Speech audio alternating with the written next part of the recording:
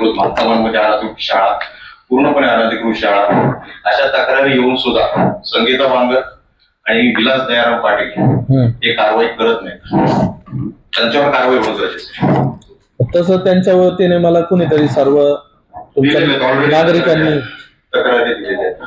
माझ्याकडे नाही आल्या. हा माझ्याकडे त्यांच्यावर करू का एक पॉलिसी मी त्यांना बनवायला लावलेले आहेत. आणि अण्णासाहेब मगर स्टेडियमला पीपीपी तत्वावर सर्वात स्मार्ट स्टेडियम आपल्या शहरातलं सर्व खेळ तिथं करण्यात येतील असा एखादा कॉन्ट्रॅक्टर बघून ज्याच्याकडे पीपीपी तत्वावर, कारण आता निधी आपल्याकडे शिल्लक नाही तर महानगरपालिकेला पण निधी उपलब्ध व्हावा, त्याच्यातून फायदा व्हावा आणि खेळाडूंचं पण त्याच्यातून संवर्धन व्हावं अशी काहीतरी योजना राबवण्याचा मानस आहे. महापौर साहेब, वाकडमध्ये सीबीसी बोर्डच्या मोठी बिल्डिंग सुरू केली, पूर्ण काम झाले सीबीसी शाळेत. गेल्या वर्षी ते पूर्ण झालेलं असताना आता या वर्षी तिकडे आपण शाळा चालू करणार आहोत का, त्याचे मागे पण त्यांनी टेंडरच्या बाबतीत ते पीपी तत्वावर द्यायचं चालू दिलेले नाही. या वर्षी ती सुरू होऊ शकते का? वाकड इथे मी शिक्षण विभागाकडून लवकरच त्याची माहिती घेतो, त्याच्यावर योग्य ती कारवाई करू. आपण आधीच सृष्टीचा ठराव आपण केलाय, त्या दृष्टीने बजेटमध्ये आपण काय केलंय? आता बजेटमध्ये तर आधीच सृष्टीसाठी नाही, परंतु त्या प्रेसिडेंट आहेत व्हाईस प्रेसिडेंट मॅडम, त्यांचा स्वतः मला निरोप आला होता. विरोधी पक्ष नेते, आयुक्त साहेब, आमची सर्व टीम ते आता अधिवेशनामुळं ती एक मिटिंग लावली होती, ती पोस्टपोन झाली आणि लवकरच ती मिटिंग करण्यात येईल. आणि त्यांना जसं हवंय, त्यांच्या डोक्यात जशी ती सृष्टी किंवा अजितदादांच्या स्मरणार्थ ज्या गोष्टी बनवायच्यात त्यांच्या सल्ल्यानेच पुढे काम होणार. एक प्रश्न असा आहे की रावेत बंधारा जो आहे, पवना नदीचं जे पाणी येतं, पूर्वी रावेतच्या वरती काही जास्त सोसायटी नसल्यामुळे तो स्वच्छ पाणी तिथून यायचं, पण जलशुद्धीकरण जे केंद्र आहे रावेतचं, तिथून जे शहराला पाणी येतं ते दूषित पाणी येते. अनेक दिवसांपासून त्या तक्रारी आहेत, त्यावरती तुम्ही काही उपाययोजना करणार आहात? वरती भरपूर सोसायटी झाल्या, त्यामुळे सगळं पाणी डायरेक्ट त्या बंधाऱ्यात येतात, तिथून जलशुद्धी करून जे पाणी येतं ते फार दूषित आहे. ते ऑलरेडी लिस्ट काढायला लावलेली आहे. मी इंद्रायणी नदीत जेव्हा गेलो त्याच्यानंतर आळंदी नगर परिषदेचे पण सर्व नगरसेवक नगराध्यक्ष आले होते, त्यांना लिस्ट काढायला लावलेली आहे तळवड्यापासून तर चरोलीपर्यंत. आणि रावेतचा पुढचा भाग आहे त्याची पण लिस्ट काढून त्यांच्यावर कायदेशीर कारवाई करू आपण. प्रशासकीय राजवट संपली महिना झाला, तरीही काही अधिकारी आहेत ते अजूनही प्रशासकीय राजवटीत आहे. त्यांच्यावर काय कारवाई करणार आहात आपण? त्यांची काही माहिती मागवली काय?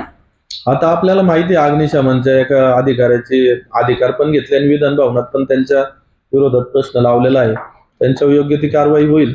पण प्रशासनाचं आपल्याला वाटतंय की, पण मला तर आतापर्यंत चांगलं सहकार्य झालेलं आहे, असं कोणी टाळत नाही किंवा प्रशासकीय थाटात कोणी वागत नाही आतापर्यंतचा अनुभव.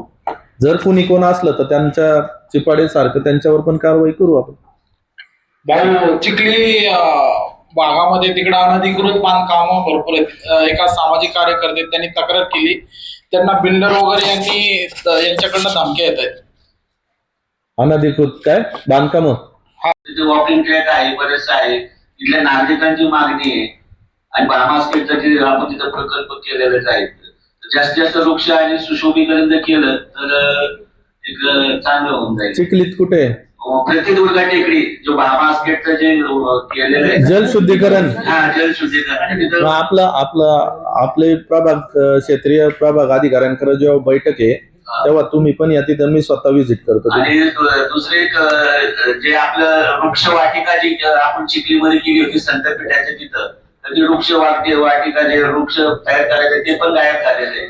तर आपल्याला भविष्यामध्ये जर वृक्ष जर तयार करायचे असेल, त्याचं बीज निर्मिती करायची असेल तर ते पण नाही.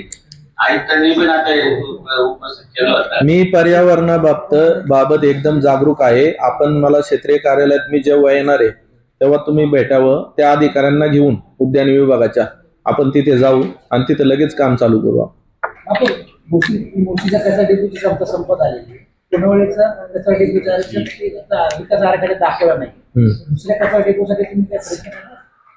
तुमच्याच मतदारसंघातली समस्या आहे, त्यामुळे वाढते तुमच्या मतदारसंघात. नक्कीच यावर विचार केला जाईल. सामान्य मार्ग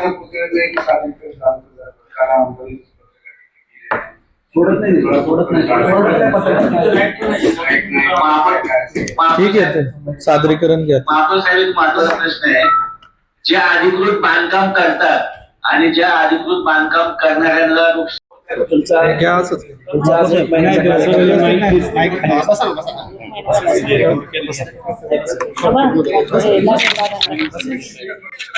तुमचा आजच एक महिन्याचा कार्यक्रम पूर्ण झाला.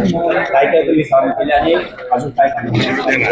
मला या शहरातील सर्वात प्रमुख महत्वाचे प्रश्न आहेत पाणी, आरोग्य, स्वच्छता, पर्यावरण, शिक्षण या संदर्भात मला कार्य करायचं होतं, कारण ते नागरिकांशी डायरेक्ट कनेक्ट होणारे प्रश्न आहेत. स्थापत्य विभागातील वास्तू होत राहतात, रस्ते होत राहतात, परंतु ह्या ज्या मूलभूत समस्या आहे या शहरात पुढे पण खूप भेडसावणार आहेत, कारण हे शहर झपाट्याने वाढत आहे.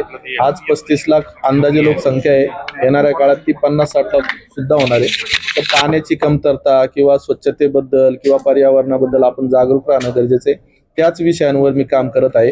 गेल्या 1 महिन्यापासून मी ह्याच विषयांमधील सर्व अधिकाऱ्यांशी चर्चा केली, काही ठिकाणी स्वतः पण व्हिजिट केली. त्याच्यात काही प्रश्न पण मार्गी लागल्यात आणि नव्याने जे करायचे त्याच्यासाठी मी राज्य शासनाचा किंवा वरिष्ठांचा पण पाठपुरावा करत आहे. महानगरपालिकेतून काही कामं होणार आहेत. तर नक्कीच या 5-6 महत्वाच्या समस्यांबाबत आपण तोडगा काढून पुढच्या 15-20 वर्षाचं या पिंपरी चिंचवड शहराचं कसं विजन असेल त्याबद्दल एक चांगले कामं करून उपक्रम राबवू. महापौर साहेब, पिंपरी निलखमध्ये रक्षक चौकामध्ये पुलाचं काम चालू आहे, अंतिम टप्प्यामध्ये आलेलं आहे. खासदार बारणे साहेबांनी तिथं भेट दिली तर त्यांचं म्हणणं की उतार जास्त आहे आणि आपल्या पक्षाचे भारतीय जनता पक्षाचे नगरसेवक म्हणतात उतार बरोबर. त्यांचा जो कलगीतोरा चालू आहे त्याचा नक्की विषय काय? मी स्वतः तिथं जाऊन व्हिजिट देतो यांचा, मला तेव्हा लक्षात येईल.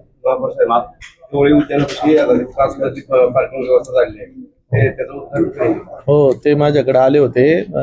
उद्यान साफसफाई झालेली आहे. कारण आळंदी रोड हा पूर्ण रस्ता असतो, संध्याकाळी तिथून येताना शक्यच होत नाही. आपण माहिती मागवली आहे. अभि कुठे गेला? त्याची माहिती मागवली मी. जे ते पूर्ण झालेलं असलं तर उद्घाटन करून टाकू. मग ते स्वच्छता पण करायला लावलेली आहे, उद्घाटन करून टाकू. जात पडताळणीचे जे आहे त्याचा उद्या निकाल येणार आहे, त्यामध्ये तुमचं देखील नाव आहे, त्याचबरोबर 20 नगरसेवकांचं देखील नाव आहे. काय आपल्याला वाटतं? माझे पुरावे मी सादर केलेले आहेत आणि माझे एकदम चांगले पुरावे आहेत, योग्य पुरावे आहेत, त्यामुळे काही अडचण येणार नाही. रात्रीच्या महिला ज्या आहेत ते तुम्ही बंद केलं तर मात्र आताही महिला काम करतात. कोण काम करतं? साफसफाई महिला मला कोणीतरी मला त्याचं निवेदन द्यावं, मी लगेच कारवाई करतो अधिकाऱ्यांना किंवा त्या ठेकेदारांवर. त्यांचं तरी मिळणं गरजेचं आहे. तुम्ही फळ क्षेत्रीय कार्यालयात आहे? फळ आहे. फळला मी येणार आहे. आपले काय आहे डेट? अनधिकृत बांधतात ते झाडे लावत नाही तरी त्यांचं म्हणजे काय म्हणजे पालिका नेमकं काय स्वरूप म्हणजे काय पुढे दिशा पुढे याची कळत नाही.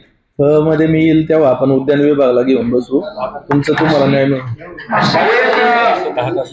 प्रश्न आहे 10 तारखेला कचरा डेपोचा प्रश्न झाला नाही का? त्याला जोडून आहे जे पीव्हीसी वगैरे असं ना आपल्या एजन्सी नेमलेल्या आहेत, ज्या गाड्या असतात कचरा गोळा करणाऱ्या, त्याच्यामध्ये जो वेस्टेज कचरा असतो, यामध्ये गाडी ज्या ठिकाणी येते कचरा तिथं ठेवला जातो. त्याच्यातलं जे भंगार वगैरे असतं हे वेगळं काढून, ते कामगार असतात ते वेगळं काढून ते बाहेर विकतात आणि त्यांच्याकडनं तिथं असतात, त्यांच्याकडनं महिन्याला रक्कम घेतली, मला वाटतं दिवसाला 200 रुपये घेतल्या.